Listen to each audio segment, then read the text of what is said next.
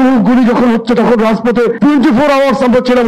যারা আমাদের প্রিয় সাংগঠনিক অভিভাবক জনাব তারেক রহমানকে অত্যাচার করে নির্যাতন করে স্পাইনাল কর্ড ক্ষতিগ্রস্ত করলো, বাংলাদেশকে অকার্যকর করার চিন্তা করলো, ওই আমল থেকে শুরু করে 5ই আগস্ট পর্যন্ত 17 বছর 7 মাস এই সময়টা যে আমরা আন্দোলন করলাম, তাহলে আমাদেরকে কি নামে কোন যোদ্ধা হিসেবে আপনি অভিহিত করবেন বলেন তো দেখি? এটা আমার প্রশ্ন ছিল। তো এখন কথা হলো যে এই যে জুলাইতে কিন্তু আমরা মাঠে ছিলাম, ছাত্র জনতার গণঅভ্যুত্থানে জাতীয়তাবাদী ছাত্র দলের যে ভূমিকা ছিল, পাশাপাশি যুবদল প্রত্যেকটি ফ্রন্টে একদম মূল ফ্রন্টে কিন্তু আমরা ছিলাম রাস্তায়। আমি সর্বোচ্চ সাক্ষী।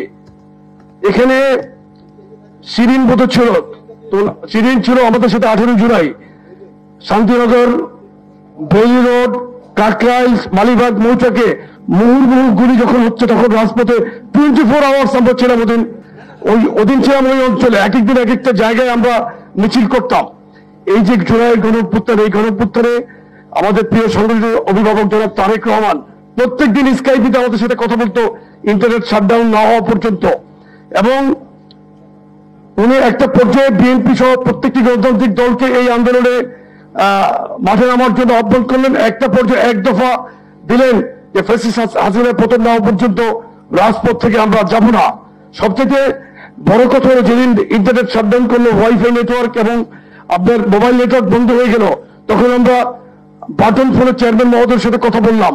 ওদিনই ফোন ট্র্যাক করে এনি চৌধুরীকে গ্রেপ্তার করলো। আমরা ভাগ্যক্রমে কিন্তু ওই গ্রেপ্তার আমার ফোনে ট্র্যাক হচ্ছিল, কিন্তু আমি ফোনটা ব্যবহার করে ফেলে দিয়েছিলাম রাস্তায়। এক জায়গায় নেমে কথা বলেছি, মুজিবুল থাকার কারণে ফোনটা ভালো মতো ট্র্যাক করতে পারে নাই। এখানে টেকনোলজিটা বিটার কারণে আল্লাহ আমাকে ওদিন রক্ষা করেছে।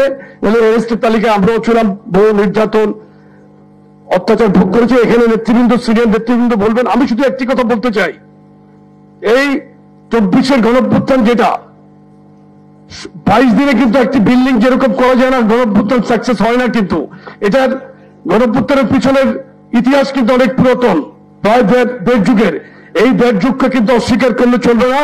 সুতরাং এইটার যে এই বইটা প্রকাশনার সাথে যে এই যে আমাদের বাবুল তালুকদার যে উদ্যোগ দিয়েছেন, এটা একদিন ইনশাল্লাহ বাংলাদেশে স্বাধীনতা যুদ্ধের দলিল যেরকম মুক্তিযুদ্ধের দলিল আছে, এটা 24-এর দলিল হিসাবে কাজ করবে।